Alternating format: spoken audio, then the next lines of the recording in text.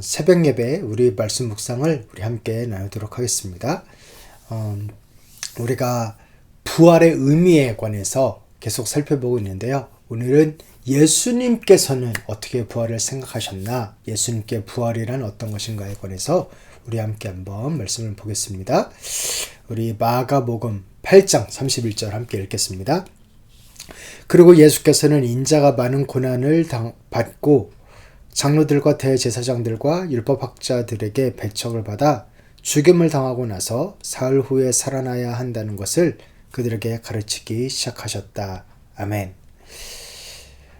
우리가 마태, 마가, 누가, 요한이 어떻게 부활을 바라봤는지, 그들에게 부활이란 어떤 의미였는지에 대해서 우리 함께 살펴보았습니다. 그렇다고 한다면 이제 정작 예수님은 이 부활에 관해서 어떻게 생각하셨나, 뭐라고 생각하셨나, 그것을 우리가 함께 한번 살펴보려고 합니다. 네. 예수님의 순수한 육성을 복음서에서 분리해내는 게 쉬운 과정은 아닌데요. 그러나 더러 있습니다. 그 모습을 통해서 예수님이 부활에 관해서 어떠한 식으로 바라보셨고 언급하셨나를 우리가 살펴볼 수 있습니다. 먼저 예수님께서는 십자가와 부활을 하나로 보셨어요.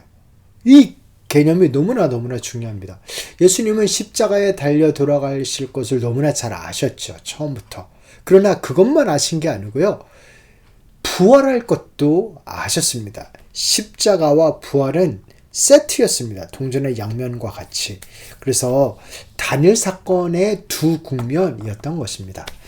그리고 예수께서는 인자가 반드시가 있죠. 많은 고난을 받고 또한 장로들과 대제사장들과 배척을 받아 죽임을 당하고 나서 반드시 사흘 후에 살아나야 한다는 것을 그들에게 가르치기 시작하였다.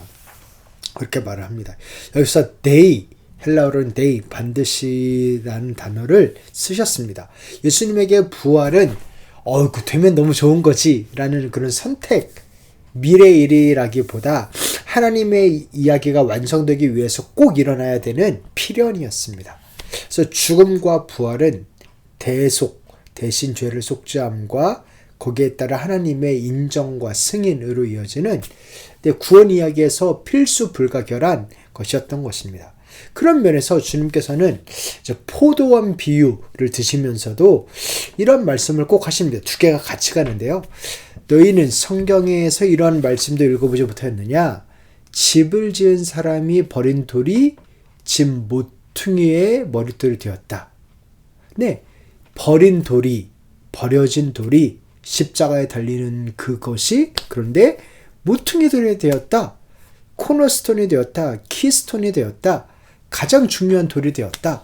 버려졌는데 가장 중요한 게 되었다. 그거는 십자가와 부활을 이야기하죠. 그런데 그렇게 된 놀라운 역전, The Great Reversal이 어떻게 일어나냐? 11절에서 이것은 주님께서 하신 일이요 우리 눈에는 놀랍게 보인다. 오직 하나님께서 하시는 일이고 오직 은혜로 되는 일이다 라고 이야기를 합니다. 주로 말미암아 되는 거다 라고 말씀을 합니다. 그런 면에서 이 부활은 예수님을 향한 하나님 아버지의 공개적인 승인, 인정, 그리고 공개적인 칭찬, 왕으로의 선포, 그것인 것입니다. 그래서 부활은요, 그런 면에서 하나님 아버지께서 아들을 공개적으로 높이는 사건, 곧 예수님께서 영광스럽게 이 땅에 오시는, 그래서 땅에 내려가실 뿐만 아니라, 십자가 달려서 죽으셔서 땅에 내려갔을 뿐만 아니라 다시 살아나서 올라가시고, 그리고 하나님의 인정하는 그 왕권을 가지고 오시는 그 놀라운 장면으로까지 예수님은 그렇게까지 이해를 하셨습니다. 그런 면에서 십자가를 당연히 그리고 기꺼이 십자가 앞에서 모욕을 친히 당하시고 침묵하시면서 십자가를 기꺼이 받으셨죠. 그러나 예수께서는 입을 다무시고는 아무 대답도 하지는 않으셨다. 대제사장이 물었다. 그대는 찬양을 받으실 분의 아들 그리스도요? 라고 물었습니다. 그렇게 대제사장이 묻자 그때 예수님의 대답은 부활을 포함한 하나님의 영광스러운 인정을 받는 것, 그것을 이야기하십니다. 내가 바로 그이요 당신들은 인자가 전능하신 분의 오른쪽에 앉아있는 것과 하늘의 구름을 타고 오는 것을 보게 될 것이요. 이것은 단순히 예언을 하신 게 아니라, 미래를 말씀하신 게 아니라 죽음 바로 직전에서 다니엘서에 나오는 인자와 시편 110편에 나오는 보좌 우편을 결합하신 것입니다. 성경을 제대로 해석하신 것입니다. 그래서 이 예수님의 죽음과 더불어서 반드시 부활이 있을 건데, 그것은 예수 그리스도가 왕으로 즉위하는 것이다. 네, 버린 돌이 모퉁이 돌이 되는 것이다. 그래서 반드시 죽임을 당하고 반드시 살아난다. 하나님의 인정을 받는다는 것을 하나로 보여주셨습니다. 그러니까 예수님이 아셨어요. 예수님에게 부활은 너무나 당연한 것이었고, 그리고 반드시 일어날 일이었고, 예수님이 이 땅에 오신 십자가와 더불어서 하나의 사건이었던 것입니다. 그렇게 심판을 받으시는 그 자리에서도 예수님께서는 심판주로서의 모습을 당당하게 선포하셨습니다. 그래서 여러 가지 의미가 있을 수 있는데요. 이렇게 의미가 있을 수 있는데요. 우리 다시 한번 예수님께서는 이 십자가와 부활을 하나로 보셨다. 그런 것을 우리 함께 좀 봤으면 좋겠습니다. 다시 한번 읽는데요. 그리고 예수께서는 인자가 반드시 많은 고난을 받고 장로들과 대제사장들과 율법 학자들에게 배척을 받아 죽임을 당하고 나서 사흘 후에 살아나야 한다는 것을 그들에게 가르치기 시작하셨다. 아멘. 사랑하는 성도 여러분, 주님께서는 이렇게 십자가와 부활을 적극적으로 가르치셨는데 우리는 어떠한 예수님을 믿고 있나요?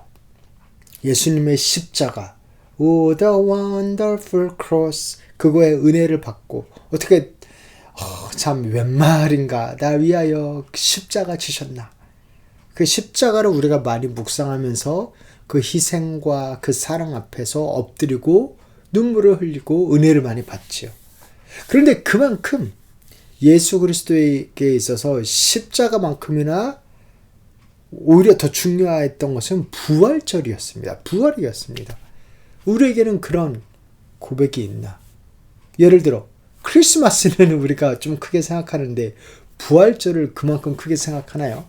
크리스마스 때는 선물을 나누면서 자연스럽게 전도도 하는데 부활절 때도 그렇게 자연스럽게 선물을 나누나요? 이 부활, 제가 지금 거의 한 달 넘게 부활만 계속 강조하고 있는데 이 부활이 우리 가운데 십자가만큼이나 너무나 중요한 사건과 단어였으면 좋겠습니다. 십자가는 죽음이지만 부활은 생명입니다. 그 생명이 우리 교회 성도님들 가운데 더욱더 충만하시길, 십자가보다 오히려 부활의 은혜와 기쁨과 소망과 찬양이 넘쳐나시길 다시 한번 주님 이름으로 축원합니다. 하나님 아버지, 우리 귀한 성도님들을 주님 손에 올려드립니다. 그 부활이 우리 귀한 성도님들의 마음의 중심에 깊이 자리 잡도록 주여 역사하여 주시옵소서.